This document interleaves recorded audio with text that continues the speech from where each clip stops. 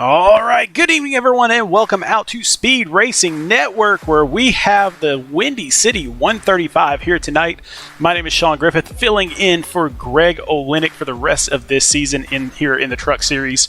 Greg has decided to leave us and jump into the truck, so we're going to see him here tonight. But Brandon Domain, how you doing tonight, buddy?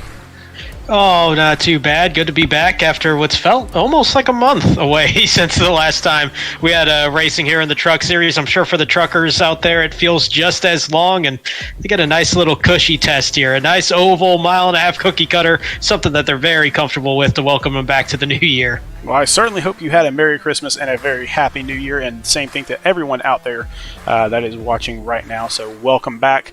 Should be a good race here tonight. We've had a lot of good luck here at Chicagoland as far as racing is concerned. Yeah, certainly have. I mean, we've got 2 races in the books in the past 3 seasons. Didn't have this in Season 2, but in Season 1, only 3 cautions. In Season 3, last season, only 2 cautions out there. A lot of green flag runs out there for these drivers to be able to make some ground with, and it's a wide-open racetrack for much of the run, so you're going to see a lot of pack racing and for 1.5-mile standards at least, so this is going to be pretty exciting, but typically pretty clean. Yeah, always fun to come here to Chicago, but man, we have got some big news going on. We have gone ahead and put the drop weeks into the list. So these are your official drop week standings right now. So this is it. So how are we looking on there? And it changes up a whole lot from what we're looking at. If you look at the full standings, and of course the drop weeks, the 3 worst finishes that qualified, disqualifications not included there, the 3 worst finishes get dropped, and they can be just scrubbed away from everything. What it does here, Sean Jensick is original point leader in the drop week, but then you got Brad Herman, who goes up from 5th to 2nd, Kyle Spees from 7th to 3rd, Blair Holloman falls from 2nd to 4th. So this is really shaken up this points leaderboard. And the other thing it does too is it really condensed that bubble line right there with just 5 points separating Rob Yost, Lane Doyle, and Jason Kratke. Yeah, if you jump over to the other end of it, so you got Jason Kratke at 5 points below the cut line, but then look how many people are within 20 points, all the way down to 23rd place Mike Lepicki. So really all of this could change tonight here at Chicagoland. And we've got a full field out there, so every single person on this page, minus Nathan Nixon, is mathematically eligible to make their way within 1 race back above that cut line when it comes to these drop week standings. So you're looking at 30th place, Kevin Asani over Jacob Zala. They knock it out of the park, get a perfect night and a lot of help. They could even see themselves in that top 15 if all the cards fall right. Well, if this keeps up, I mean, we're in week 9. We're coming to crunch time now. So these are the races going forward, and a lot of the drivers have said this is the part of the schedule that the racers really come out to race. And so I expect to see a lot of movement here. Yeah, this is a lot more of traditional tracks. You know, we're not going to be seeing some of the kind of more unique racetracks that we saw in the first half or in the 2022 side of the season. Now we're getting to the Chicagolands, the Charlottes, the Michigans, Watkins Glen as the one road course in the regular season that's left. A lot of familiar racetracks that these guys are comfortable with, and that can also mean clean racing. It can also mean a lot more aggression out there, though, because they know what they can do on this racetrack. And we got this crunch time now. It's going to be very exciting seeing these familiar racetracks showing up at the schedule at this point of the time. Well, here at Speed Racing Network, man, we can have a lot of fun with these standings and everything, but is that all we do? Of course not. We've got the team matchups also. So last time we raced, I was about to say last week.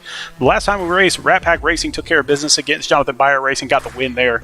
You got TJ's Team Racing that got the win against Zuyost, which is that was an upset actually. So great job by them. Tank Racing taking care of business against the Phoenix Virtual Racing. Sorry, Brandon. I know you're kind of partial to that, but and then JW Racing getting back to their winning ways, taking care of Threat Level Midnight. Yeah, and I mean, you pointed out the big story there was TJ's team, who after that won 3-5 on the season. They knocked Zuyost down from the number 1 spot into a tie for that first place position. They have that edge right now on points scored over the season, but that really shook up this entire thing. Just 2 races separating the entire field now from first all the way down to 8th. Remember, top 4 make the playoff there, where 3rd and 4th get that little consolation series for 3rd. 1st and 2nd go for the title at the end. Yeah, I really like that new format where we get down to that those last 3 weeks and we kind of do almost a World Series type of event where it's best 2 out of 3. So should be a lot of fun on that. But this week, those matchups are already set up. Threat Level Midnight going up against TJ's team. So we'll see if TJ's team can knock off another contender there. Tank Racing will take on JW Racing. It should be a battle of hard hitters there. Rat Pack Racing versus Phoenix Virtual Racing. One of them's going to go up, one of them's going to go down, unless there's a tie, obviously. And then Zeus Racing taking on Jonathan Byer Racing tonight.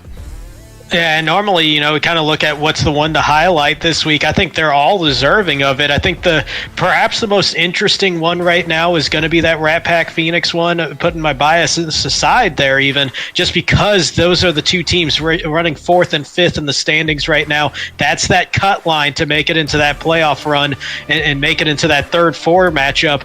But then you got JW Racing. They've got a shot at moving into that number 1 spot outright tonight. Zuyos trying to recover momentum for the first time here this season. A whole lot of interesting matchups. Definitely. We can't do any of this at all without our wonderful sponsors, especially TJ's Team Foundation, who sponsors this entire series, the TJ's Team Truck Series here in the Speed Racing Network. So we certainly appreciate them. But also Silverback Tax Solutions, Sparkle and Shine Mobile Detailing, and definitely Butt Kicker getting a lot of sponsorship cash out here, so we can have really some great racing and great racers in this series. Yeah, without question. That every one of these sponsors, almost every one of these sponsors, I should say, have been here since season 1, and it just shows how much that we value the sponsors and how much the sponsors value SRN as well. That's definitely appreciated, and great partners here with SRN. And definitely, let's take a look and see what our starting lineup here tonight. You got Nathan Nixon from Rat Pack Racing getting up there on the pole, and then Sean Jensick, his teammate and points leader, there in 2nd place. In row number 2, it's going to be Matthew Greathouse and Jeffrey Vickery, 2 of the guys that are in that top 15 entering tonight's race. Row number 3, Andrew Harris. He's got some work to do to try to make his way into that top 15. He'll be on the inside. Rob Yost Jr. on the outside there in row number 3. Then you got Danny Dow, our Season 1 Mid-South Madness champion, so the first champion we've ever had in this entire series. He is up there in 7th, and I saw him leading the way during practice, too, so huge night for him already. Mike Lepicki from Tank Racing in 8th. Michael Madden from Rat Pack Racing knows how to win races. He is there in 9th, and there's Greg Olenek right there for Phoenix Virtual Racing in 10th. Yeah, he was a little bit slower there in practice, but a nice top 10 in qualifying. Dean Gagliano going to make up position number 11 for JW Racing. Corey Stahl will be representing Threat Level Midnight Motorsports, starting in position 12. All right, well, I think we are ready to get out there on the track, get this party started. I believe the trucks are out there. Let's take a look. They are, and there's a good look at the 33 Corey Stahl. That's a pretty iconic paint scheme, a little altered, obviously. Oh, definitely, and man, they love playing with those paint schemes out there. We've seen a few really good ones all week, especially with some all-important passing aways this week. Yeah, you're going to see a lot of trucks with some Ken Block tributes out there. Just a icon when it comes to auto sport and many different levels. With Monster, with Jim Kana, you think about that with Rally. So many things that Ken did, and his unfortunate passing here just a couple nights ago. So there's going to be a lot of trucks with a little nod there to Ken Block. Definitely. Well, 40 trucks out there on the track here tonight. Always a good turnout here in the Speed Racing Network Truck Series, sponsored by TJ's Team. And we're about to get this party started as we're going to go ahead and go our Silverback Tax Solutions green flag for the first time here tonight.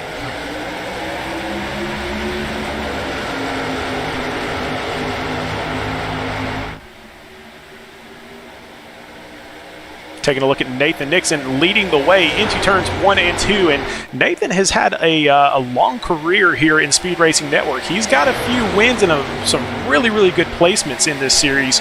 It does not shock me at all to see him up there. No, not at all. And he's one of those guys, especially when you get to these mile-and-a-half type racetracks, just real comfortable out there, that really fits his style. And he's one of the top performers all time in SRN when it comes to these quote-unquote cookie-cutter racetracks. So seeing that 11 truck out there early on, not a shock like you pointed out. Also not a shock, though, right behind him, Sean Jensick. He's been on fire, the wins leader across all of SRN here this season, with 3 wins here in the first 8 races. And he's got a nice little edge here as well, taking a look to the inside of Nixon with Matt Greathouse right behind him. Yeah, a couple teammates doing battle for first and second place there, and maybe this is one of those things where they're just both settling into their lines. They're not going to race each other too hard because they are teammates, but they've got a couple teammates right behind them with Matthew Greathouse and Andrew Harris.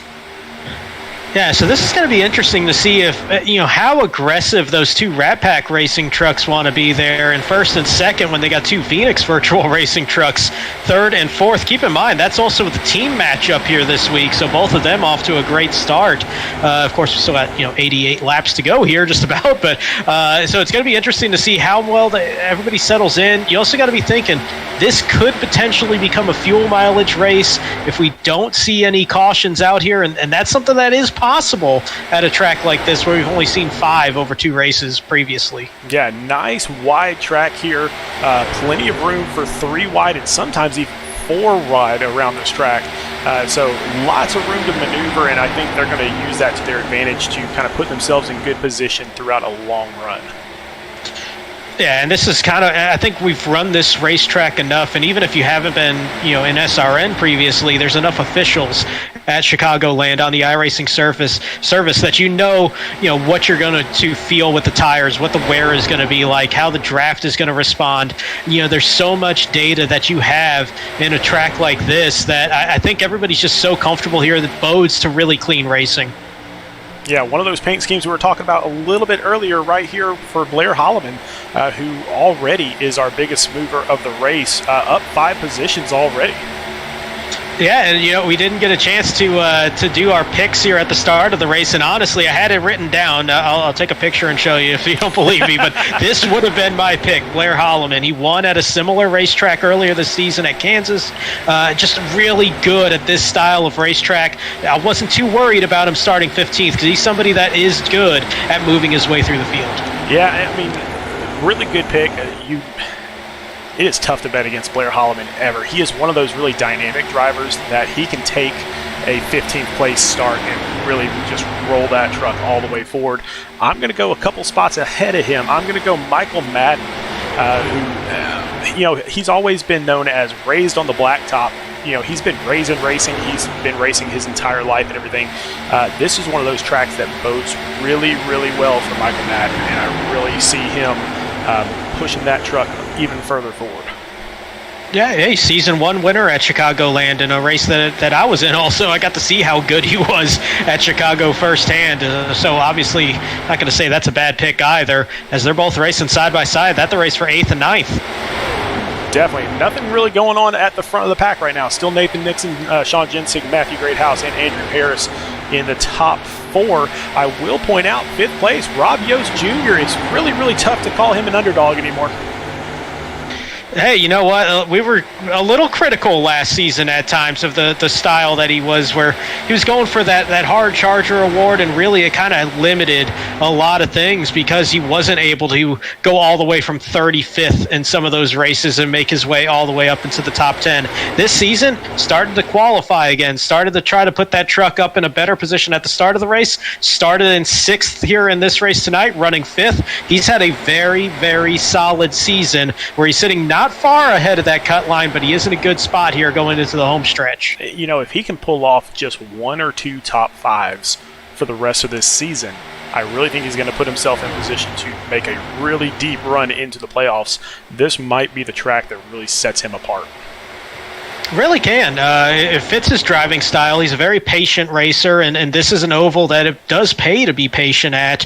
Now that we're really starting to see now 10 laps into this run, the field's starting to stretch out a little bit. We're not seeing that pack racing that we've seen in previous seasons. We're also not seeing that aggression level that we saw a lot of times early on in the runs in the first couple of races that we had here in SRN at this racetrack for the trucks. And I think it's just people being so comfortable. They know that they're going to be be patient. They know that there's going to be long runs, so people aren't abusing their equipment as much. That is a good definition of what Rob does on the racetrack every week, though. Very patient, long run driver.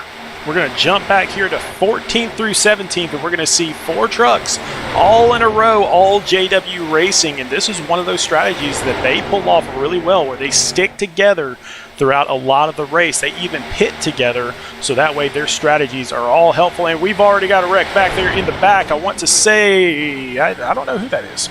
It's Derek Da Silva. Derek Da Silva is turned sideways there.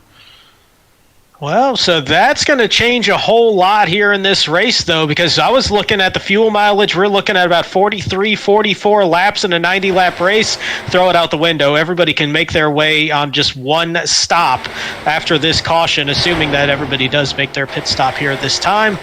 As we take a look at the wreck replay, and got a little contact there from the 35, just sliding up the racetrack, and the 16 happened to be there. And Da Silva does get the worst of that one. That little bit of contact. Yeah, that's Jacob Zala in 35, getting up the track a little bit there. So we'll see who the admins put that on, if anyone. But I'll tell you what, that angle, it wasn't as drastic of a slide up the racetrack for the 35 as it looked on that first angle. So they kind of did meet in the middle a little bit more. My opinion, I would still put that on the 35. You can kind of follow the seam a little bit, but that was pretty mutual, honestly.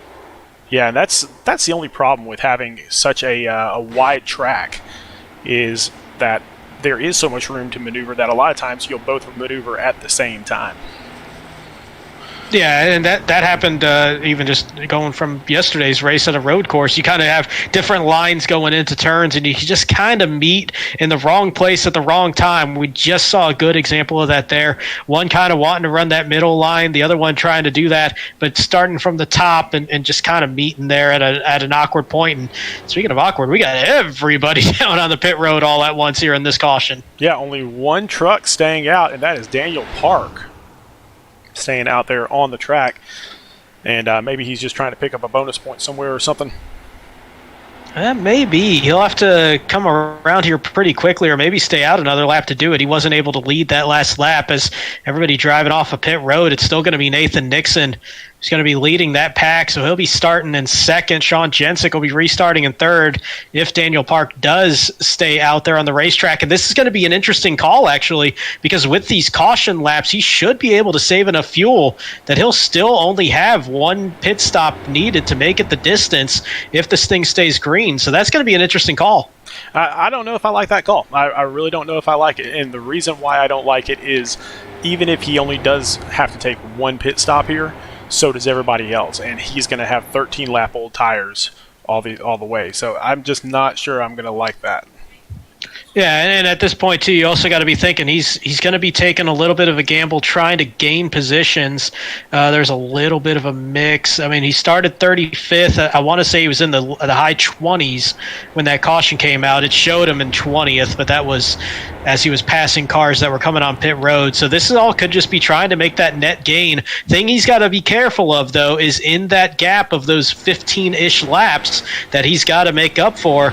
I'm a little worried that a caution comes out after he makes that pit stop and then has to come all the way back around and losing laps in the process. Keyed in right now on Rob Yost Jr. Not really sure why he is falling backwards. He was up there inside the top 5, and now he's falling back to 34, 35th. Not sure if he asked for an EOL there or maybe a pit road penalty, something. I don't see an EOL given to Rob. I saw him put a message up that said pass right, so I'm going to assume he got penalized there on pit road, either speeding or something there happened, an unsafe entry or exit. But he's going all the way to the tail of the field, which will tell me that is a penalty. You also saw Jacob Zala back there. He was handed the EOL penalty for the caused caution. Well, we've got a couple great admins in the booth tonight, and they take care of all of this. that they do, and you know, I always say I'm lucky to be up here on this side of the booth and not over there and not having to make those decisions. Well, we are back through the Geico restart zone, and Daniel Park takes off, gets a good jump here. Take a look at this race here behind him. That's Nathan Nixon on the outside, and that 57, or I'm sorry, that's that's the 51. Sorry, that's Matt Greathouse. He was right up on the tail of Nixon. Now Sean Jensick's going to make a move to the outside. He's going to get lined up with Nathan Nixon, and I think they're about to take over this race. Yeah, they should make their way around, just a little bit more grip in those tires. They're still going to be a little cold, but I think by the time we get to this point on the track next time by, I think we'll see a pretty big difference there. And that was a big move to the outside by Andrew Harris in the 87, third in line on that high line. I mean, it's his teammate that's to the inside, and I think he just still didn't want to give Matt Greathouse that little shot at having that ability to slide up in front of him, as he's going to be pinned behind Daniel Park. We're going to go 3 wide down the back straightaway. And Daniel Park's going to be right in the middle of all that stuff. Not sure that's where you want to be with those older tires, but they get through it cleanly.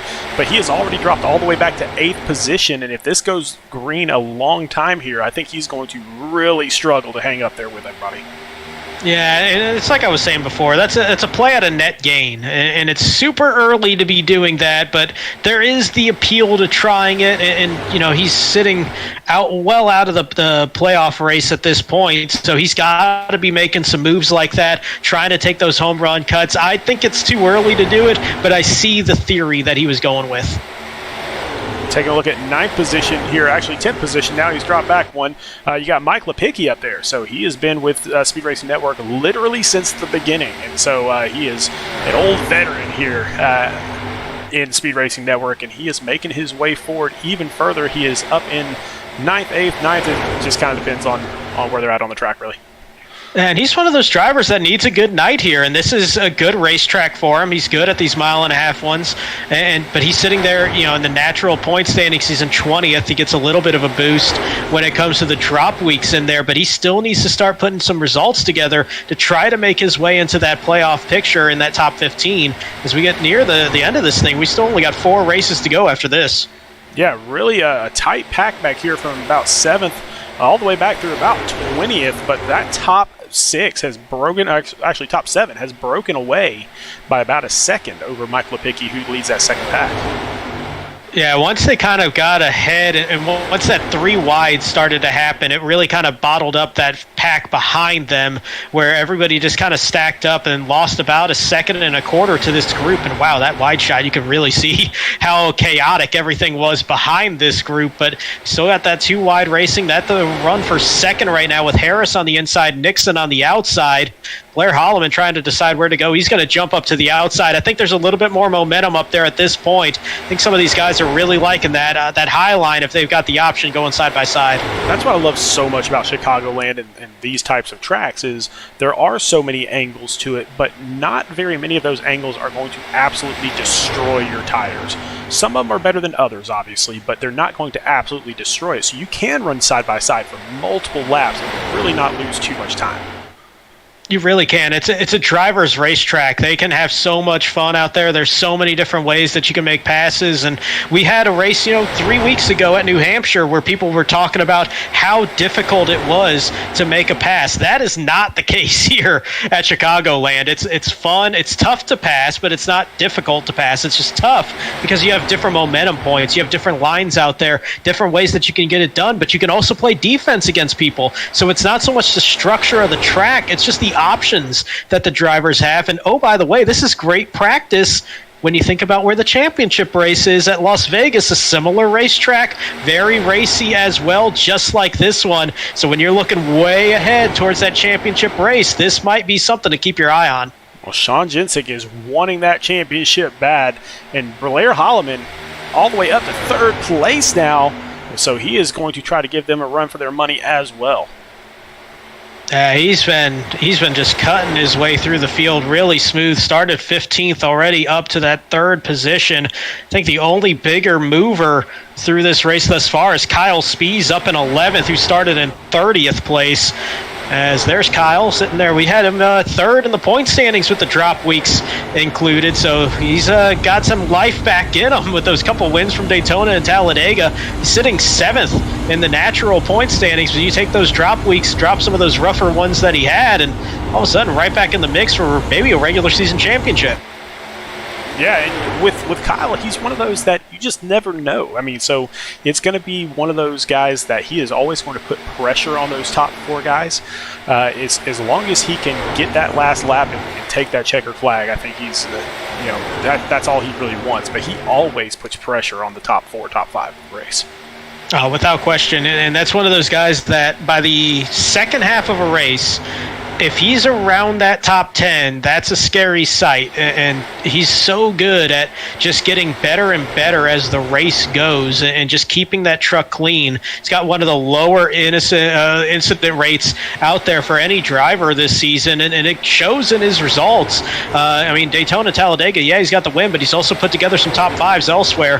And so he's just had a really strong season, a very Kyle Spies-esque season there. Finally getting that first win at Daytona, picking up another one there a few weeks later, but it's just how clean he's been running and just keeping that truck in a good position.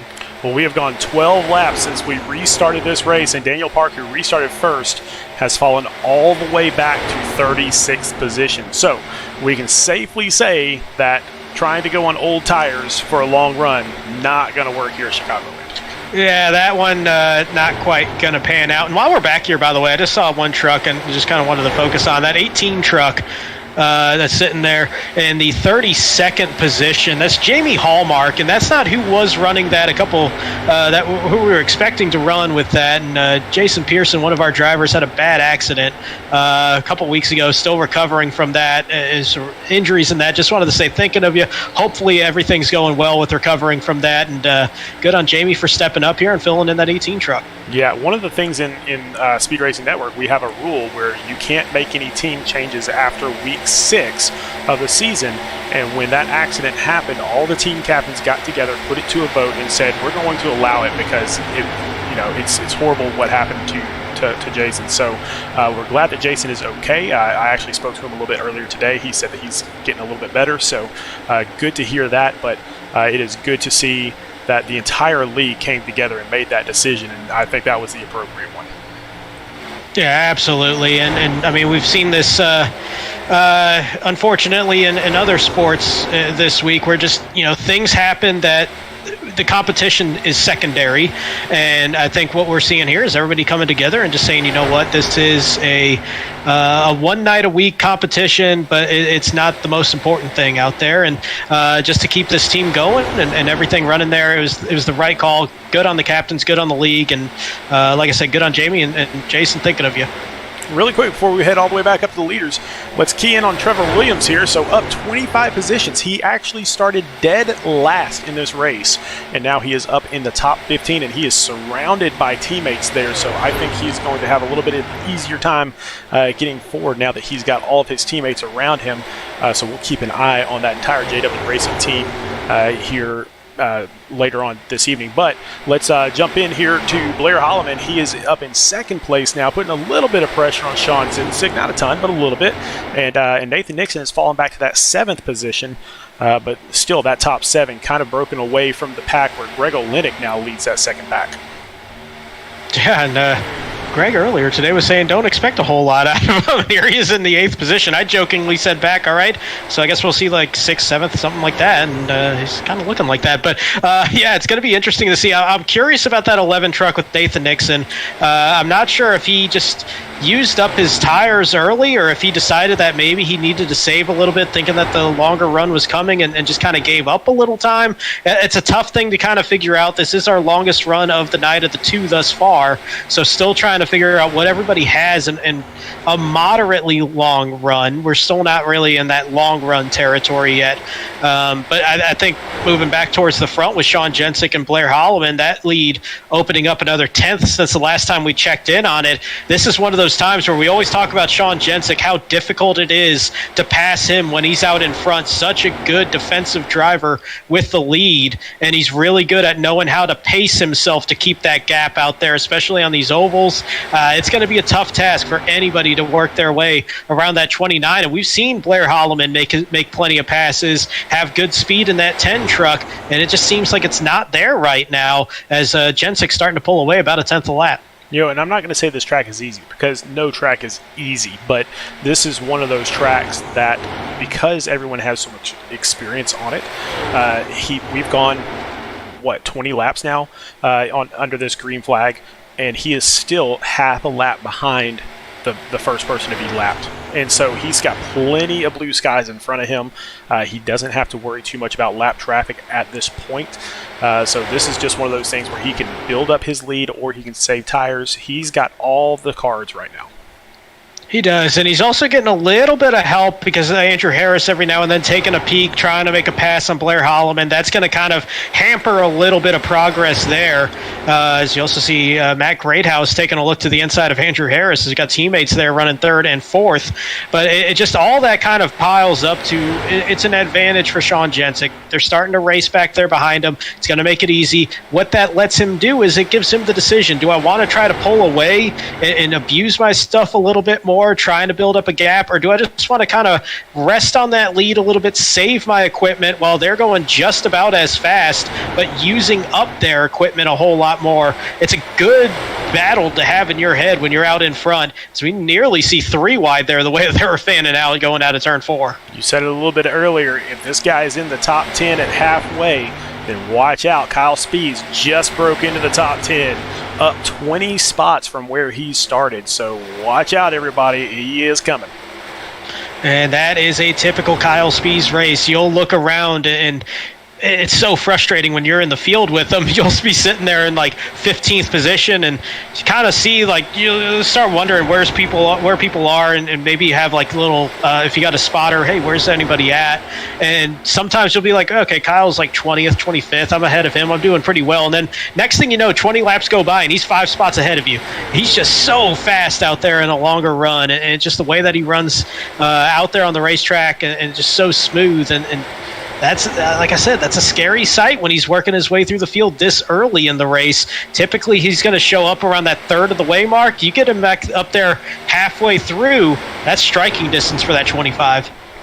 Definitely is. Up front, once again, Sean Jensick pulling away even further, almost up to a 1-second lead, which is just really incredible here at Chicagoland. But Blair Holloman and Andrew Harris, Matthew Greathouse, still second, third, and fourth. And they're pushing each other really hard, but nobody really making the move just yet. No, I mean, they're kind of, it's like they're racing hard, but they're also just kind of settled in at the same time. It's really awkward looking. And I think part of it is just they can't get momentum on each other because everybody's got a little bit of a different line. That time, they were all pretty uniform, actually. But it just seems like everybody's running a different angle through the turns, and it's just kind of led to where they're all just kind of stuck together. As we see Daniel Park now having to make his pit stop on lap number 40. He still might not be good to go on this one stop the rest of the way if it stays green. But right before we cut away, one person I wanted to give a mention to, that 2 truck, Danny Dow. I haven't mentioned him a whole lot tonight, but he's just kind of comfortable sitting there in that 5th position, watching these 3 race really hard in front of him. As we're about halfway through this fuel run, I should say, and still in that top 5 and saving his equipment, watching these guys go at it. Yeah, that's really how Danny races. He races just wait and see. Just wait and see and then pounce at the last second. That's exactly how he does it. Going back to Daniel Park, I saw some damage there on the front right, I believe. Oh, yeah, there it is. You can see it going by, just kind of crinkled up there on the hood. You can see the lines, and there's the scuff marks there. So definitely gotten to the wall at some point on that run, and that's going to be one of those things. You get to 40 laps on those tires, they're going to be pretty greasy at that point. And see Michael Madden here. Kind of all by himself in 6th. Yeah, I mean, he kind of dropped off a little bit, didn't he? Yeah, it kind of caught me off guard. That shot, there wasn't really anybody nearby. I don't think he's lost a whole lot there. Maybe just a couple tenths, maybe slid it off a turn there. But one thing you're also seeing is Dow moving right up onto that tailgate of the 51. So starting to tighten back up there aside from that lead interval as we got one in the grass. Can't tell who Doc that Holliday. is. Doc Holliday was coming off the grass there. Yeah, and that's no caution, obviously, as he was off the racing surface. Didn't really come back up onto it too much, but let's take a what look we and see got what happened here. They were 3 wide. Oh, yeah, he got a little tag there, and I believe he tagged, was that the 99? Who was that? Yeah, the that's 99. 99. It's a great job from both of them for not coming right back up onto the racetrack, though, and making that into a much bigger issue for a whole lot of guys, because there was a pack right behind them. And speaking of a pack, whoa. 3 wide, Greg Olenek in the middle, Kyle Spees trying to find a way through Jeff Vickery there on the inside. Nathan Nixon, one of our leaders from earlier in the race, up on the top side. So this is a pack with some big names. Very big names right there in this pack, and you got everybody really sitting there trying to make their case for a playoff push. And even Olenek's only run a couple of races, but he's going to be one of those wild card drivers that are going to be trying to keep the momentum going for that option. But everybody else, all strong seasons thus far. So this is some big name racing right there in this group of 5, all around 7th through 11th. Yeah, and one of those drivers we haven't even mentioned yet, Jose Castellanos, up there in the top 10 for Phoenix Virtual Racing, and he has not had the season that he's wanted, but now it looks like he's kind of getting it turned around. Yeah, it's kind of interesting because he's been a little streaky the past couple seasons, and Nathan Nixon down to the inside. There's Matt Greathouse going to make a pit stop here. This is going to be early. He's going to do an undercut here 30 laps into this run, but he is in the window to make it the rest of the way. Yeah, we're assuming that he's inside that window. We'll find out what that window really is if we continue to go green. But Sean Jensick still leading the way here, and that kind of gives third place over to Andrew Harris for the time being, at least unless Danny Dow decides to make a move or Harris makes a move on Holloman, which he's trying to do right now. I feel like we've seen this a whole lot, but this time he's actually got quite the run coming down to the inside as we got pit stops. And Corey Stahl spinning it into the entry on pit road. He gets into that inside wall, going to back it up, try to come through, and that's going to stack up Jason Kratke. Wow, big issues there.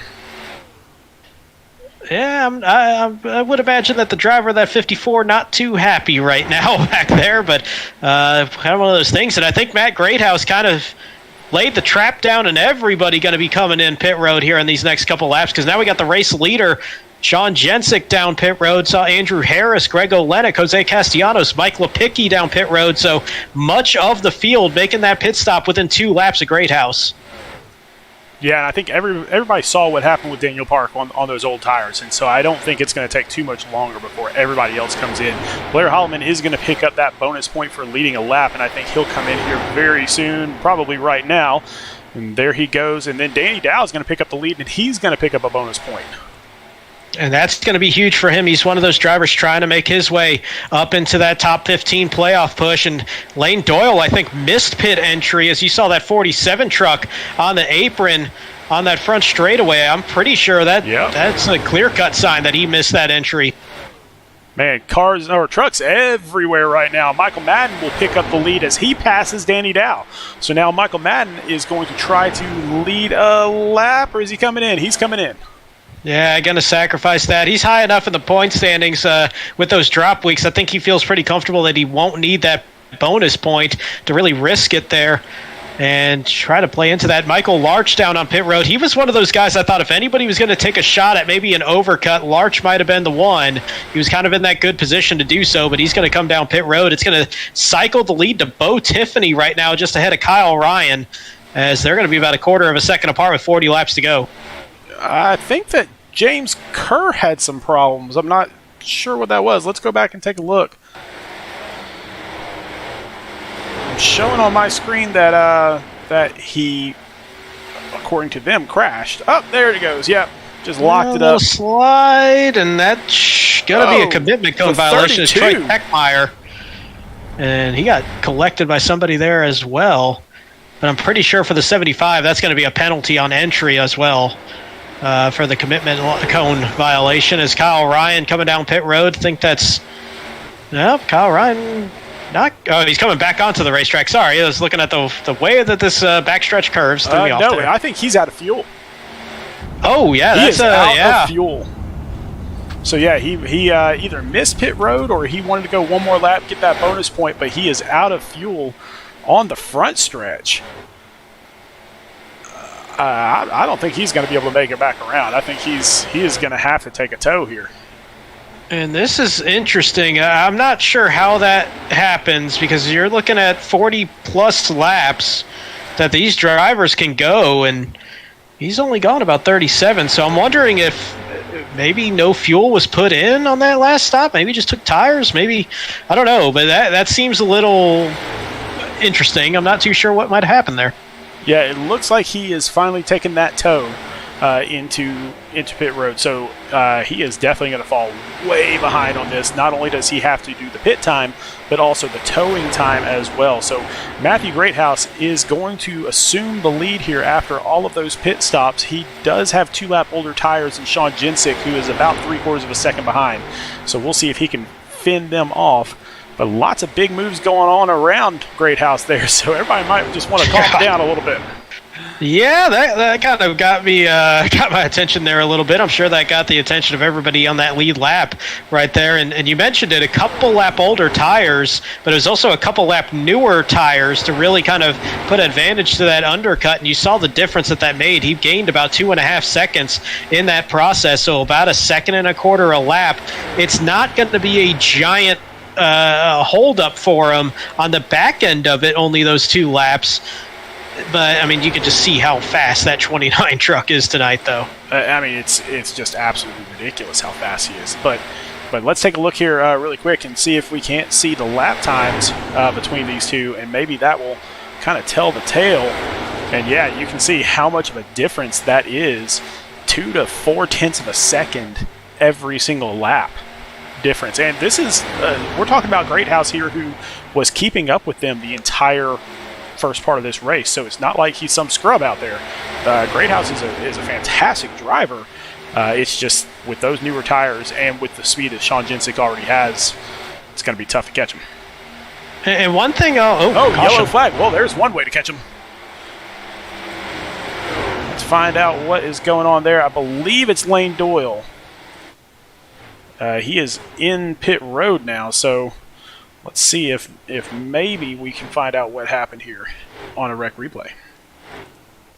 Well, if so, it's just going to be a bad night, getting worse for that 47. Saw him missing pit entry during that green flag pit run, and see a lot of damage to the nose of that truck. I think he may be out of fuel as well. Yeah, it might have blown up. Yeah, something happened there, but by stopping there on that front stretch, or right there where he was, that brought out the caution. And so now, what do you do? I mean, we've only got a handful of laps on those tires, 8 laps for much of the field. If I'm the leader, I think you got to come down.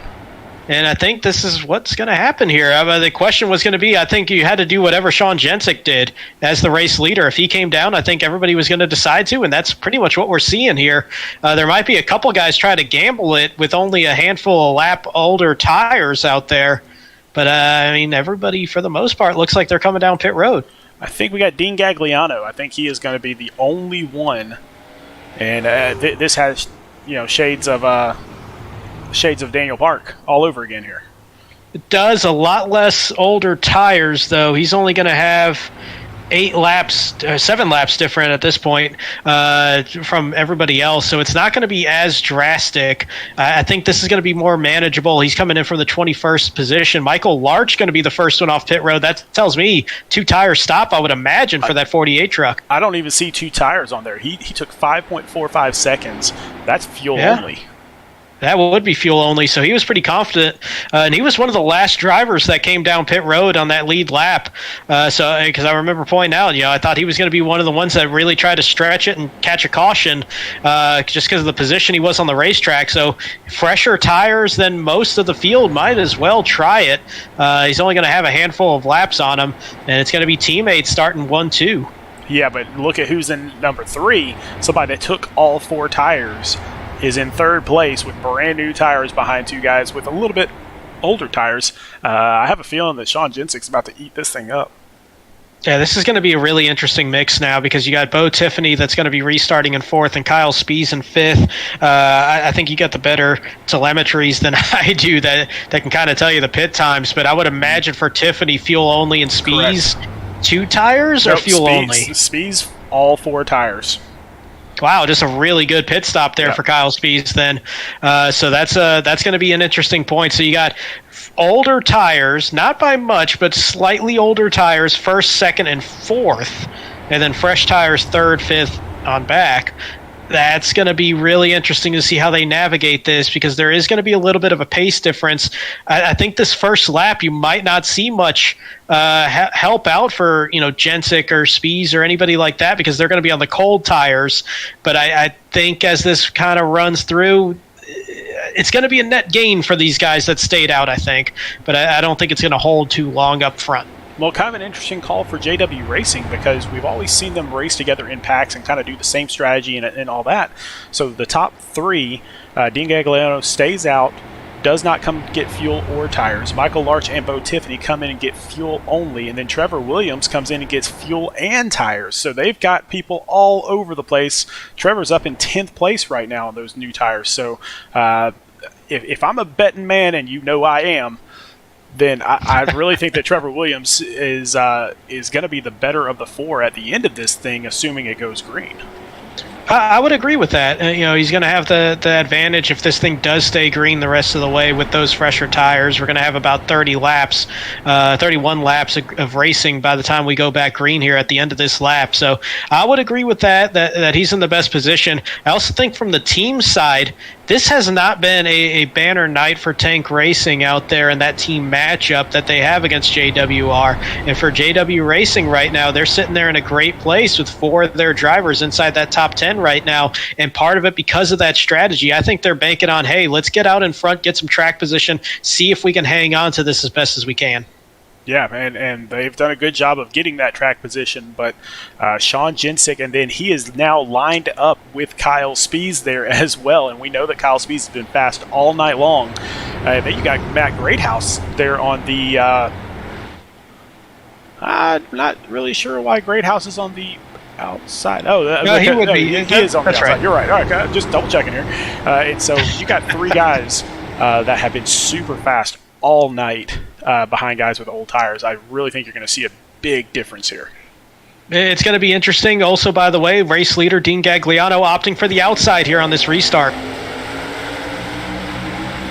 And they are off, and Gagliano did not get a very good start there. It looks like Michael Larch is going to take the lead. Sean Jensik's going to dive down to the inside really, really early, and he is going to reassume his lead from previously. Here comes Kyle Spies to take that second spot away from Michael Larch.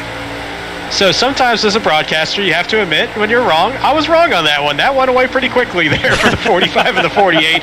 As I'm pretty sure Sean Jenzik, big wiggle there for the 29. Still loose, trying to save it, and he's almost going to get into the wall. Great save, but it's going to set up four wide with a lot of lost momentum for that 29.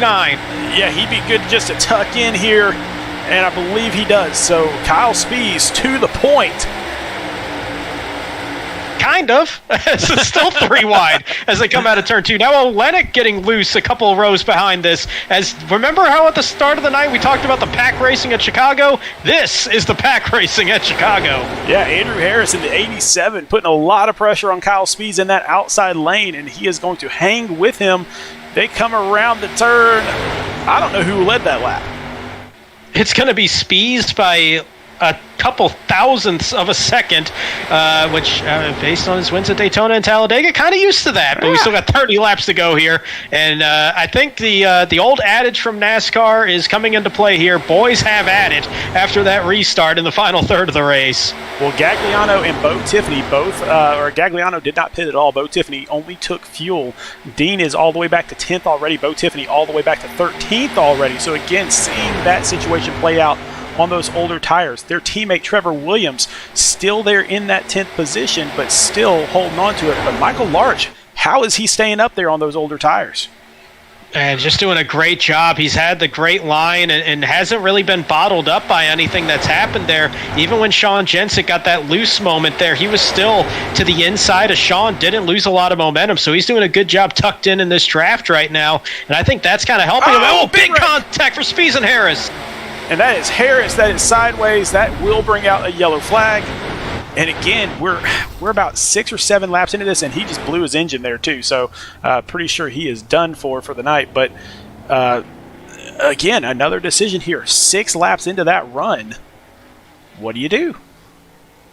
I think at this point, as we load up the rec replay here, I think at this point, if you came down last time, you stay out. I think we've only got 4 laps of green flag racing. I can't see much there, and that just looked like they got used to each other kind of coming down onto that apron. And I think Harris was still expecting that, and that didn't quite happen. Spies kind of hooked that white line, and that's the perils of these racetracks with that apron open on the front straightaway. Sometimes it's kind of hard to manage. That's kind of exactly what that looks like, at least. Man, huge hit there for Harris. So hopefully he is okay. And see, that's why I'm glad that we have fun on PCs because that would be one of those hits that we would be worried about him. Yeah, that was a heck of a lick there to that outside wall at one of the higher speed portions of that racetrack too. And man, that's a shame right there. Andrew Harris starting to get a little momentum going again here this season, and had a great run all night long inside that top 5, and just unable to get the result that he probably deserves. And Kyle Spies is going to be the first one to come down pit road, see if anybody else takes it. Michael Larch will, and I think they're going to be pretty lonely down pit road. Yeah, Dean Gagliano as well. So those guys that kind of stayed out or just took fuel the last time, they're going to come in and do that. But it looks like just fuel only for Kyle Spies there. I think part of that was he kind of is probably expecting, I saw him come on the radio, I didn't quite hear what he said, but he might be expecting that he might be getting an EOL, so maybe just come down pit road anyway, and maybe wanted to see if he had any damage on that truck that he might have needed to get some repairs on. But so he's probably figuring he's going to go to the back anyway, may as well put some fuel in that thing in case we get some overtimes. Yeah, not a bad move, especially as we've seen the fuel really run out a lot quicker than we thought it would, I believe. Yeah, it's kind of throwing me off a little bit, and we saw people go a little bit longer, and then we saw that interesting one with I believe it was Kyle Ryan that ran out of fuel. So that's going to be interesting to see what we got here. And just heard kind of where I lost my train of thought a little bit, but just heard that the EOL, well, there's not going to be one. Racing incident there, as they just kind of met in the middle. Yeah, but still, I think it's a good move by Spies to go ahead, get that fuel in the truck. He's going to be on the same tires as these other guys. He's already worked his way through the pack one time, and if this thing does go green the rest of the way, it's going to be... I don't think it'll be tight if it goes green. I do think that if there's a green-white checker, then he is going to be in a good position to get some track position there. Yeah, that's going to be the interesting one, too, because if there is a green-white checker, we start seeing some of that happen. I mean, at that point, the tires are going to be shot at the same time, and we've seen how that's worked out. So I'm wondering if that was just a rough decision, thinking he was going to get an EOL came down. Might be one of those things that we might find out later on what that thought was there on that. But there's also that thought, maybe thought he had a little bit more damage than he might have and wanted to check just to see. But that's either way. That's a big hit there for that 25 after that impact. That obviously was a huge hit for the 87. We'll see. You picked Blair Holloman. He is up in 5th place.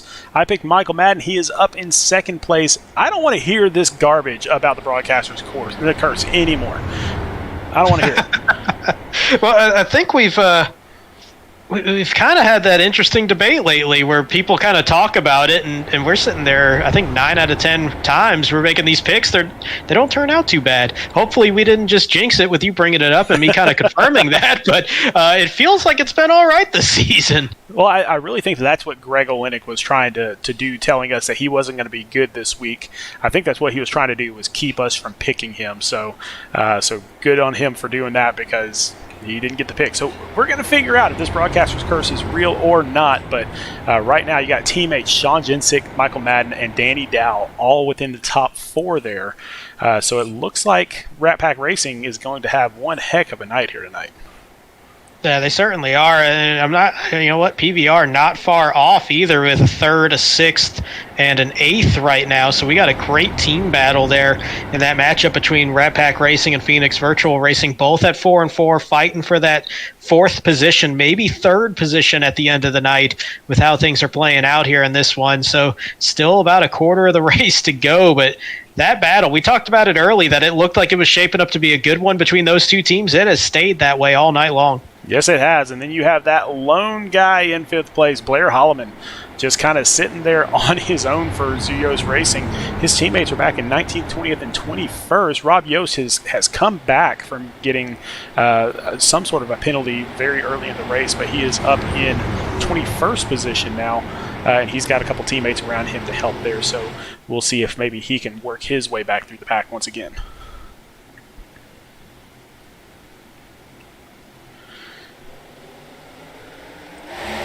We are off once again, and Sean Jensick takes off like a shot. You can see how far up he got already. Matthew Greathouse not letting him get too far out in front.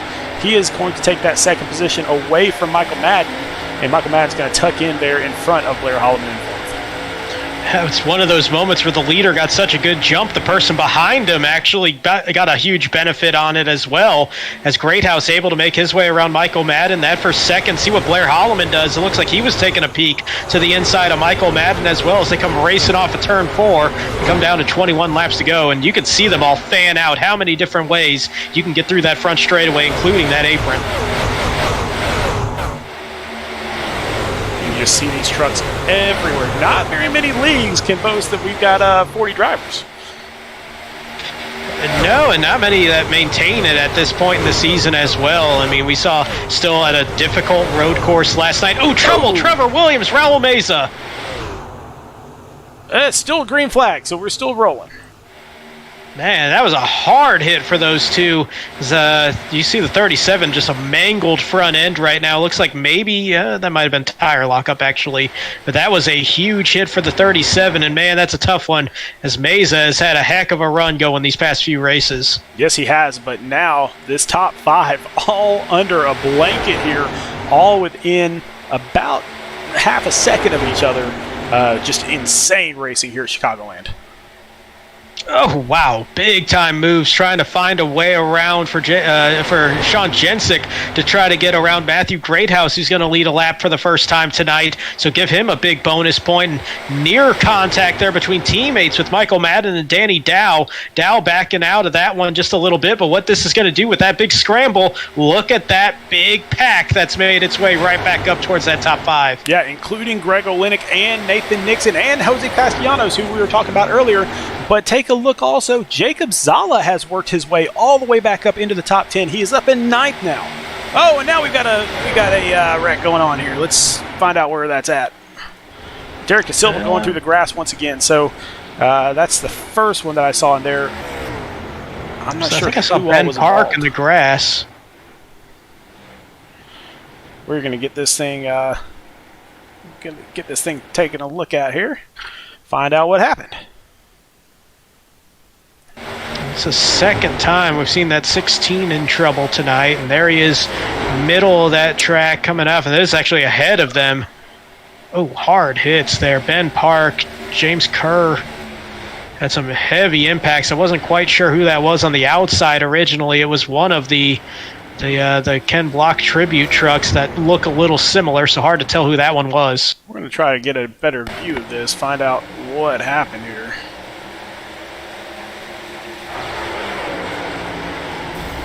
So we see the 54 and the 32 actually caught up in that one as well. I still can't tell. I think that's Rob Yost. That's Rob Yost.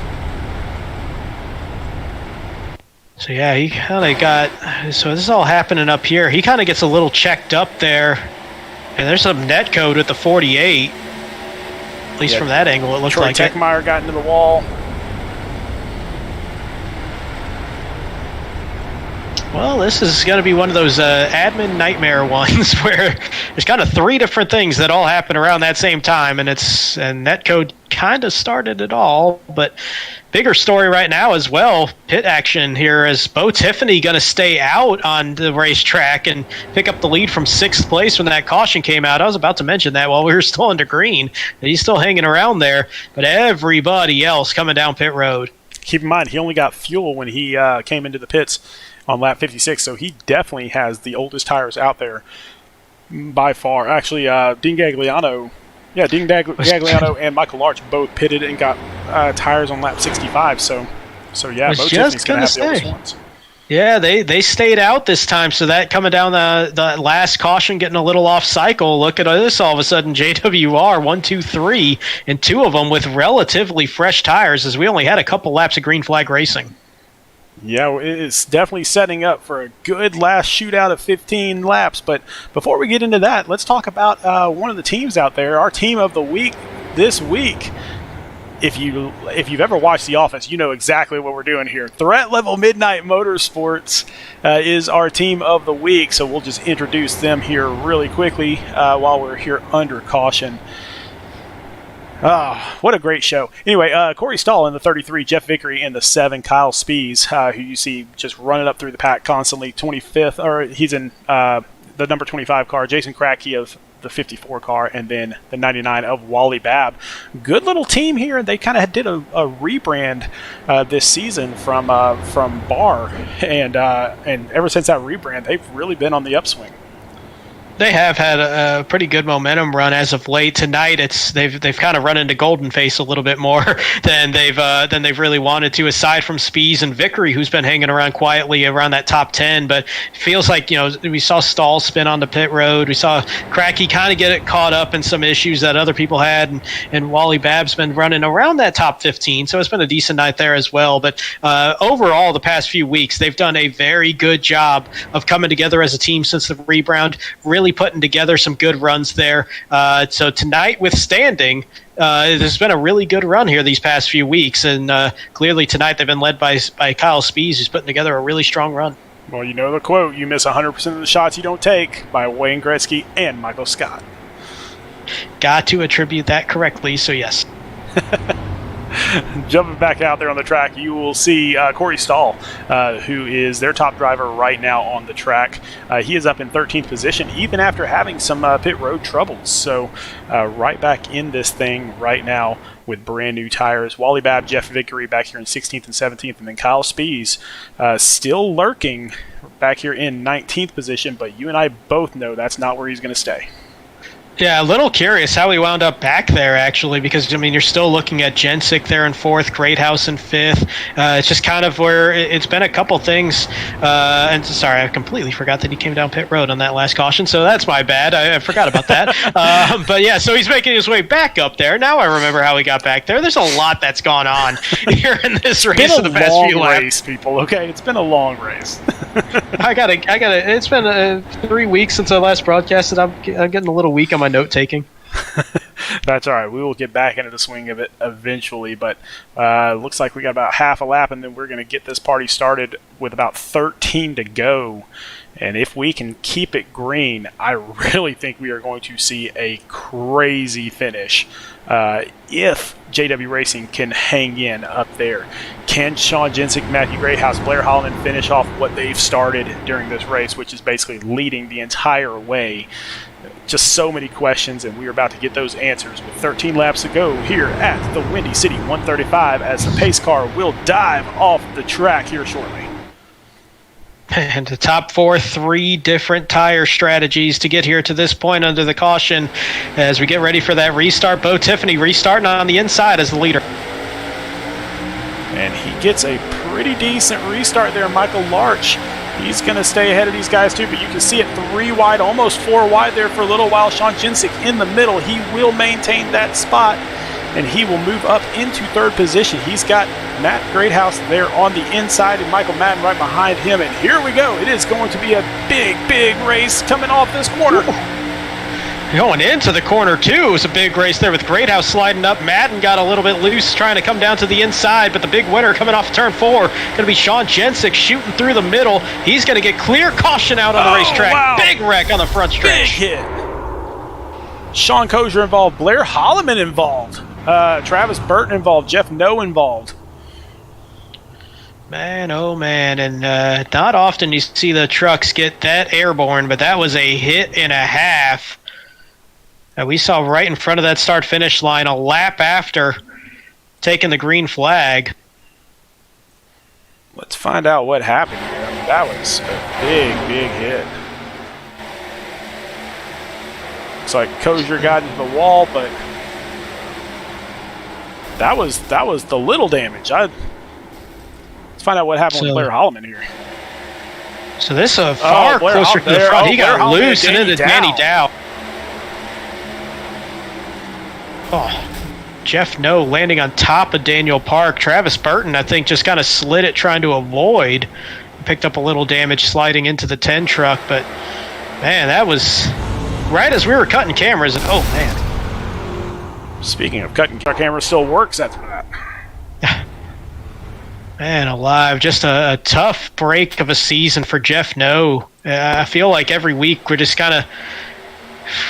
see him in one of these rec replays, just kind of in those nowhere to go situations, and yet again, there he is in that 55 truck upside down this time. And man, I know the feeling some of those seasons where you just kind of every time you got the wrong place at the wrong time, and I think that's where Jeff is this season. Rough hit, but here we are with 11 to go, once again under caution, and it's starting to kind of wear down the drivers a little bit. Blair Holloman basically out of this race now, which really surprising. He was up front for so long during this race. I'm trying to look and see where whatever happened to Danny Dow. Danny Dow's still out there on the racetrack, actually. He's going to be running in the 10th position by the time that caution came out. Looking at that truck, I mean, the nose, pretty beat up nose. It looks beat, man. Looks like he's going to be dropping back. Not sure if he's getting, or maybe he just had to give up a spot there. I'm not too sure. Danny Dow, he races on dirt in real life. So does his son. So he knows how to deal with cars and trucks that aren't exactly pristine. So maybe this is a strategy for him staying out. I don't know. Yeah, that's an interesting one, and if we can rule out an EOL here, the EOL would be on the 10 truck of Blair Holloman, but he's actually disconnected here already, out for the night. So this is going to be actually also kind of hearing that there's a whole lot of communication going on about that one that was kind of distracting me. Actually, it's going to go on the 10, but they were kind of talking about how it was the second wreck, but it was also the one that brought out a whole lot going into that decision. And again, we do not envy being admins. Well, out there in YouTube world, you got Seth Reed saying, "Hey, say the broadcaster's curse is real." Yeah, sorry, Blair. Oh. Yours is. Mine is. It's. I mean, I kind of got it last night. I know Greg picked me. I look back, and lap 1 kind of had nowhere to go with a spin right in front of me. But yeah, that's not a good feeling, honestly. I know we joke about it, but when it does happen, it does feel awkward every single time. Well, and Blair Holloman already has chatted out there in the YouTube chat that he's okay. He's out of the medical tent, and he said, "Finally had my first real drop. My bad to those that got wrecked by me." So, taking blame for that wreck. Rough night for him, but I have a feeling we're still going to see him towards the top of the standings. Yeah, I mean, he came into this race second in the overall standings. I believe it was 4th when the drop weeks came in. And like he said, this is really going to be his first actual drop week that he's going to have to burn for a finish that's going to be farther in the back of the pack. So he's still going to be in a pretty strong position there. That 10 truck going nowhere this season. Well, Sean Jensick, also another truck that's not really going anywhere right now. He's been up front pretty much all night long. He is back up front once again. Michael Larch on his inside is going to restart second. Again, he's got those 9-lap old tires, 9 laps older than Sean Jensick. But if these cautions keep on going like this is going to be a brilliant move by JW Racing. Yeah, I mean, they got off cycle and it came out at the perfect time for those restarts. And one thing to keep an eye on, I would look at that 51 truck, Matt Greathouse. He's going to be behind 2 trucks on older tires. Michael Madden might get a huge jump here on the outside, restarting in 4th. And there they go. And Michael Madden does get a huge restart. He is going to try to catch that draft of Sean Jensick. Trying to get around Michael Larch going into the turn. Not going to be able to pull it off. And so he's going to be side by side with Larch coming off. He's going to have a good run here on the exit. He's going to carry that natural momentum, especially off of turn 4. And also, you look at that damage on the rear of the truck for the 48. I think that's going to hurt him trying to maintain some of that speed here as they work their way through just a little bit. Might make that truck a little bit looser, but still hanging on to it pretty well against that 15, who I think is just barely going to be nose out in front as they head back into turn 1. Yeah, the 15 got a little bit of help from the 51 of Matt Greathouse. Matt Greathouse jumps out to the outside and is able to push just a little bit, just enough for Madden to go ahead and clear that 48 of Michael Larch. And Greathouse is going to use that pull, and he's going to clear him as well. And now you see the lane blocking going on here. Sean Jensick trying to slide up, running a little bit higher than we've seen him lately, as he's going to try to keep that momentum away from the 15. But what that does do is open up the inside for Matt Greathouse, who's going to make a dive down to the inside looking for second place. I told you we're about to see some fireworks, and here they are. We've got 3 heavy hitters going at it. Saw one making a little bit of contact mid-pack in turn 2. We stay green, everybody keeping it together after that one. But you see how tight this racing is. And Michael Larch still hanging in there in 4th, trying to hold off Greg Olenek, who's moved his way into the top 5 for the first time tonight. Jacob Zala also moving up through the field. He's up to the 6th position now, but the race even tighter now up front for these top 3. Somebody we haven't even talked about at all this entire race. Austin Purnell up to 8th position for Jonathan Byer Racing. So a couple of Jonathan Byer Racing drivers moving up. That's going to be big as Zuyo's taking a hit there with a couple of these incidents. The past couple cautions, we've got 3 wide racing here. Purnell trying to make that middle line stick, and does. He's going to pick up a couple spots, move up into the 8th place, and they are just scattering all over the place. 3 wide racing for a moment there for 4th, 5th, and 6th. Jacob Zala trying to get the best of it, and Larch still holding on to it in 4th place. And Olenek there on the outside trying to decide, do I race against Zala or do I go after Larch? What do I do? You just try to move forward at this point, and that's what that 31's trying to do. Meanwhile, still straight line, 1, 2, 3 right in front of them, but lap traffic with some of these damaged trucks starting to come into play here pretty quick after that restart. Trouble on the front stretch. That's Nathan Nixon sideways. And how is there another yellow? I was just about to say, how was there no caution, and then there it came. Whew, and now we are going to get a green-white checkered finish. Yeah, by the time we get this restarted, it will not be a natural one. And Jose Castellanos in the middle there gets caught up. Just 3 went into 1 pretty quickly there. Saw Nathan Nixon. Jose Castellanos could not tell who that was on the outside. That's Bo Tiffany, seeing it on this shot. It was on the outside, and man, just racing late in the race, everybody trying to make up ground as best as they can, and all 3 of them just ran out of space. I mean, watch Corey stall on this, where he just sneaks right by.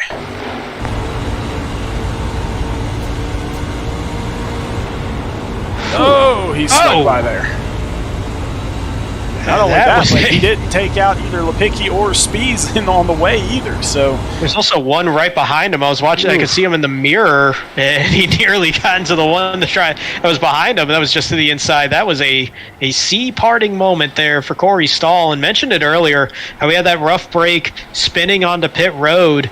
But I think that was his bad luck for the race, it seems, because all of a sudden, right back up towards the front, and he just found the seam right there to get through all of that. That was incredible.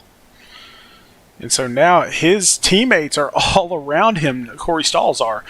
So he's up in 13th. Kyle Spees in 12th. Wally Babb up in 10th. Jeff Vickery up in 15th. So threat level Midnight definitely moving up a little bit more. Maybe they can put a solid run together here for the last couple of laps as we get into a green-white checker finish. Yeah, they're looking to be in a pretty good position there on the team side of things against TJ's team. It's still a great battle playing out here with Rat Pack and Phoenix. That's kind of the primary one we're able to keep an eye on just because of how close that is. You got Jensic and Madden first and second. You got Greathouse and Olenek third and fifth. Both teams taking a hit in some of these last couple of cautions, though, and that's going to kind of shake that up. But, man, we got 4 of the top 5 there all within that team matchup. And for those of you just joining us for the first time or maybe for the 5th time and don't really understand it, basically with this team structure, we score the top 3 of your team in the team standings. And so even if you only have 2 cars or 2 trucks up front, like Sean Jensic and Michael Madden, their next truck is back in 24th place, Sean Kozer. Remember, he got just destroyed a little bit earlier, but he is staying out there on the track because every single point matters. Yeah, and if you're looking at, Kevin Asanio not out there tonight. I believe he had some family things to take care of. And for the rest of Phoenix, you saw Jose Castellanos get caught up in that last one. He's back down to 20th. Andrew Harris got caught up in a wreck earlier. He's out of the race in 39th. So that's one of those decisions that's being made right now, staying out there with damaged trucks, trying to get every point you can. And that might be the determining factor in this matchup. Yeah, I mean, I'm not going to do the math right now, but I know that with Sean Jensic's bonus points for leading the most laps and leading a lap and possibly winning this race, getting those 3 bonus points there, I have a feeling they're just a little bit up on Phoenix Virtual Racing. Not a ton, but if Jose Castellanos can sneak a few more spots out, then maybe he'll be able to close that gap. Or if Matthew Greathouse can pass Michael Madden or even Sean Jensic, you just never know until that last flag comes down, and so you just got to keep on pushing and working, and you're going to find out what's going to happen here in about a lap and a half. Man, those lights still on here.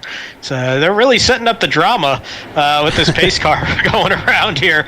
As again, it's not going to be a natural green-white checker. We've already gone into, I believe, we're on lap 91 now, so we're already in overtime.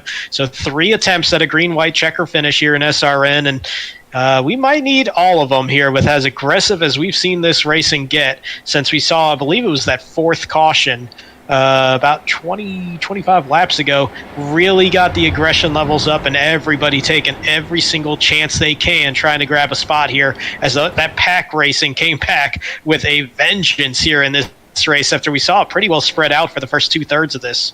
Yeah, we're about to see exactly what's going to happen, but take a look at Kyle Spees up here in 12th position now. Remember, he restarted the last time around in, I believe it was 19th position, so he has made his way forward. Rob Yost Jr. has worked his way all the way back up into 16th position. His teammate Brad Herman worked his way all the way up into 13th position. I mean, we have got some really big names up here towards the front, and oh, by the way, we've still got Sean Jensic, Michael Madden, Matthew Greathouse, Michael Larch as your top 4, and then Greg Olenek, our good buddy, they're in 5th place. So there is no shortage of drama or big names here in this top 10. No, and you know what? Speaking of the top 10, a little nod before we go back to green here. That 5th row, a couple names we haven't brought up tonight, but strong runs for Wally Babb in the 99, Jose Ruiz in the 88. Ruiz trying to hang on to one of those 15 playoff spots that he had coming into this race, but a good, quiet, strong night for both of those trucks. Yeah, always fun when you're able to get up there in the top 10, but let's jump back up front because we are off and running with our first green-white checker attempt. And Sean Jensic just blows the doors off of everybody, gets ahead of everyone. And Jacob Zala poking his nose up there, getting up to 3rd or 4th position side by side with Michael Madden there. Michael Larch is going to try to hold up traffic as much as he can so he can try to get a podium finish out of this thing. Michael Madden's going to work hard to get around him, but on his outside is Jacob Zala. Yeah, a little bit of contact there, but they'll get through it cleanly. again, Zala coming back and just kind of pinning down Greathouse a little bit, cutting that momentum. It's a clean move. It's a good move. Good defense there, trying to make this all stay and maybe sneak onto the podium. But Michael Larch, heck of a job, not only staying in this thing, but maybe having a shot for the win if he can keep the pressure on. No, and he threw a nice little block there on Michael Madden. Michael Madden still gets down to the inside, drives it all the way deep into it, and he is going to get down to the inside. He's going to possibly tap him a little bit. I know he was kind of pushing him up the track a little. Let's see who comes in. Oh, Jacob Zala with a huge move down to the inside, and he comes back out onto the track. I'm not sure if everybody got around him or not. Looks like they did by the time they got to the line, and wasn't a concern for Sean Jensick as he was still out in front, finishing just ahead of Michael Larch, who might have had the call of the night with that late pit stop. And Michael Madden holding on to third. Jacob Zala, yeah, he's going to hold on to fourth as he spun after the line, and I think everybody got around. Wow, we have got to go back and see that from Jacob Zala's point of view. I want to kind of see what happened there. That was just an insane finish. So you can see Larch and Madden side by side. You can see Jensick, he's already gone. But he just makes a huge move to the inside and loses control of it, gets back out on the track, saves it somehow. No, he didn't save it. But little contact. Little contact after the checker flag. It's after the race. But he will get fourth place. That's big move for him. Sean Jensick with an extremely dominant and deserving win here tonight. He was up front literally the entire race, so huge win for him. His fourth win of the season. Fourth win of the season. That's going to lead all drivers in any combined series now, as he's going to pass away from pass Kyle Spies away in that wins total, who had 3 when you include his Xfinity win. So Jensick now with 4 on the season across all 3 series here in SRN. So an impressive season continuing, and it's going to be yet another one, second straight after he won at New Hampshire to close out 2022, starting 2023 in Victory Lane as well. Yeah, nice finish, nice start to 2023 as well. Sean Jensick takes home the victory for Rat Pack Racing. Michael Larch for JW Racing hung tough even after that great pit call. So I didn't think that he'd be able to do it, but Michael Larch really shows us how it's done. Michael Madden, my pick, still came in third, so Seth Reed, sorry, the broadcaster's curse is not real for me at least.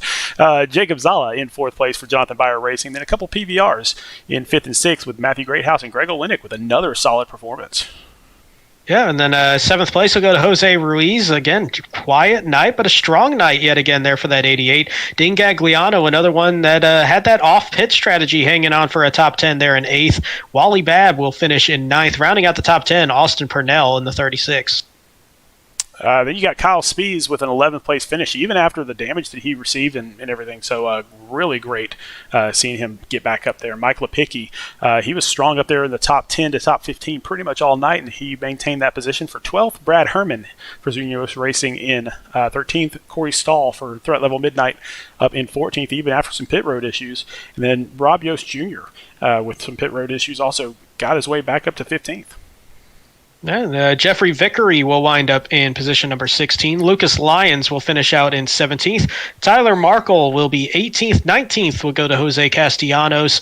Nathan Nixon will round out the top 20. Rounded out that with a couple of guys that had some hard luck there late in that race. And that was the top 20 out of 30 that finished on the lead lap out of all this. That is incredible. I mean, really great race. So, well done there. Let's see if we can't get Michael Madden up here into the broadcast booth. Talk to him about his race. Michael Madden, welcome up to the booth. How's it going, boys? Man, I feel like it's been a while since we've talked to you up here in the booth, but at the same time, I don't think it's really been that long. It just hasn't been the most ideal season I've had so far, but yeah, I had much win visits up here, just kind of third or second, just kind of hanging around. Well, I mean, we come back from the holiday break. You pick up on the momentum pretty quickly again, and we saw the drop week included standings earlier tonight, and obviously that's going to look a little bit better after having to miss a race early. But we're starting to get to this point of the schedule where everything's kind of getting back to normal for things for a lot of drivers. We're kind of getting away from the atypical tracks. So, how do you feel about this final month before we get to the playoffs? Yeah, it's kind of time to wake up and get things going and forward momentum. I finished third last season here on the way to the championship, so hopefully, finishing third tonight. A little positive juju in my camp here, and then we got a few good tracks coming up, and some tracks that you just kind of throw your hands up and anything can happen. But I feel really confident about the playoffs. Going to pick up some momentum, maybe pick up a win, hopefully in the coming weeks. It'd be nice, and then just kind of drive into the playoffs here. You had that motto all throughout a couple seasons ago about stacking pennies. Is this you stacking those pennies again, trying to work your way towards those playoffs? Absolutely, yes. Yeah, stack the pennies just like I did last playoffs, and that's going to be the momentum and the motto going into this playoffs. Just keep the momentum, stack the pennies, and try to get some wins before. But like I said, finishes are what's going to get you into that final five. So that's where you want to be. Well, man, who do you have to thank here tonight for your great finish? Gotta always thank the 15 crew out there, Sparkle and Shine, Yerbo, all those guys, Sean, all they do for me. And even into the new year, new 2023, they're still with me. It's crazy. And then the Rat Pack boys. We practiced pretty hard for this track this week, and I think keeping that juju going and putting the practice time in is gonna, qualified in the top 15. You can't hate that. So. Looks like it paid off, man. Well, congratulations on a third place finish here tonight, and we'll see if you can keep this thing going next week. Thanks, boys. Have a good one. All right, man. You too. We'll drop him back down into his chat, and we'll go find us Michael Larch. And I got to know about this pit strategy. That was crazy. Michael Larch, welcome up to the booth. Thank you, sir. And man, tell us about the pit strategy, because we were watching you and your team all race long, and we saw you all hanging together, and then all of a sudden, all of your pit strategies were different. What happened? Yeah, we had a little bit of a strategy coming into it. We know what lap we had to get to make it to the end, and then with those cautions sprinkled out there to the middle of it, some of us went in, some of us stayed out to get some track position, and then towards the end there, I think it was like 25 to go or so, that last caution came out. I pitted then. I thought I was done, but I got to regroup, got back through up there without getting into any accidents, and here we are.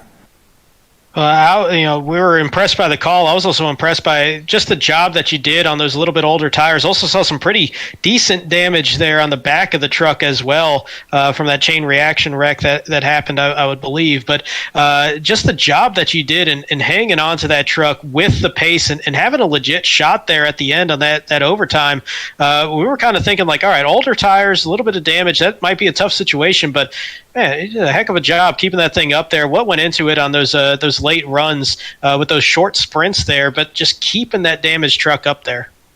There at the end, when we had about 12 or 10 laps to go there, I knew I was on older tires like you guys are alluding to there, and I knew my only chance was, it seemed like on the restarts, if I could hold that inside lane for a couple of laps, I could get out there and then kind of pick my what lane I wanted, and then from there on out, it was just flat out, because hold it all the way down, hope she stuck.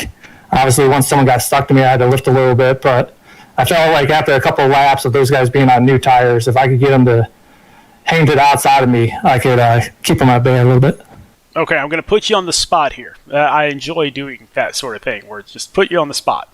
So, JW Racing has this incredible stable of drivers. What rank are you in that stable? No, we're all number one. That's how we do it at JW Racing. It's all about the team, so that's what we focus on week in and week out. And that's what Justin Rideout pushes out of all of us every single time we're out here, and that's how we do it. Man, you guys just have a great stable there, and I know you guys have a great team environment. I'm glad you had some humor there with it, and great job here tonight, man. Congratulations on a second place finish, and we'll see if you can keep this thing going at Charlotte next week. Thanks, guys. Appreciate you guys up there. All right, man. Take care. All right, let's see if we can't go find our winner and bring him up here into the booth. And four-time winner this season. So after 4 wins, he's pretty much getting sick of us up here in the booth. Sean Jensick, welcome to the booth, man. Don't worry, I'm not getting sick of you. I hope you're not getting sick of me. No, never. But hey, tell us about this race, because you pretty much dominated this thing. There were a few times that people were up there, but I don't think you were ever out of control of it. Yeah, I just remember from seasons past how big tires were. So in the couple laps I put down for practice today, I tried saving, and after a few, they looked fine to me. So I was like, we'll see how it goes, and it went pretty well. And we were saying a little bit earlier, closing out 2022 with the win, opening up 2023 with the win, and next up going to be it's tied, but the longest race of the season for the Truck Series with that 150 miles at Charlotte. How you feel heading into another one of these tracks that everybody should be pretty familiar with at this point? I mean, I like mile and a half, so it should be pretty good for me. I did pretty well after one today, I'd say. So I guess we'll see next week how it goes. Well, man, who do you have to thank here tonight after this incredible victory?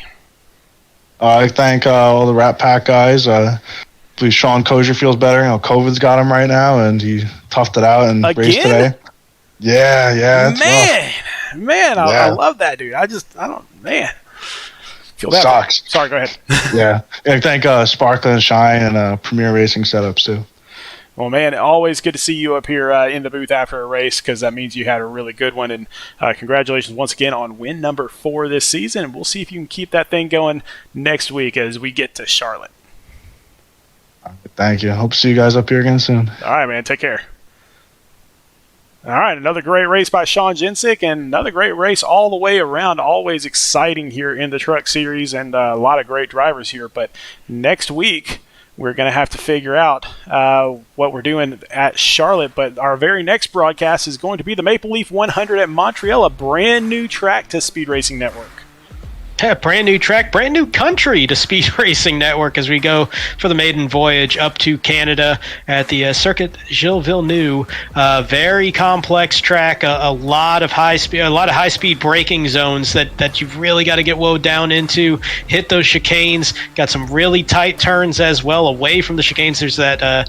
Of course, the very well-known hairpin turn that goes onto that long straightaway. Should be a very interesting challenge for these guys. And I heard some people talking about how it's a tough setup as well, but it's gonna put this race into who can handle that car the best, who can muscle that thing around Montreal. It should be a heck of a challenge tomorrow night. Man, it is going to be a lot of fun. I was able to watch a quick video of a tour around the track a little bit earlier, and it looks like there is just a completely technical racetrack, but so much high speed that I have a feeling we're going to see a lot of people blowing those turns. So we're going to see who can be the most consistent driver of all in the Xfinity Series as we go to Canada tomorrow. So we'll have some fun with that one. But for right now, for myself, Sean Griffith, for Brandon Domain, for Jason Tripp, president of Speed Racing Network, for everyone here at Speed Racing Network, thank you guys so much for watching, and we will see you tomorrow night for the Xfinity Series.